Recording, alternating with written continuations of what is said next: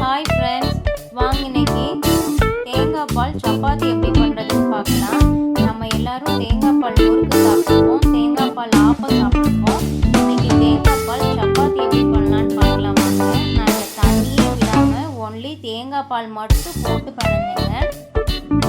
தேங்காய் பால் சப்பாத்தி அவ்வளோ டேஸ்ட்டாக இருக்கும். இதுக்கு சைடிஷ் வந்து குருமா தாங்க. இப்போ பாருங்கள், நான் ஒரு சொட்டு எண்ணெய் விடாமல் கூட நான் தேய்ச்சிட்டேன்.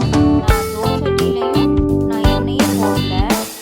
அவ்வளோ டேஸ்ட்டாக இருக்குங்க. நீங்கள் செஞ்சு பாருங்கள். செஞ்சு பார்த்துட்டு கமெண்ட் பண்ணுங்கள். என் பையனுக்கு இந்த தேங்காய் பால் சப்பாத்தி ரொம்ப பிடிக்குங்க.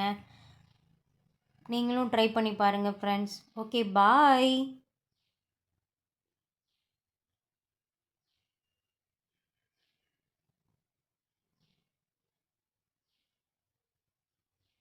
இப்போ குருமா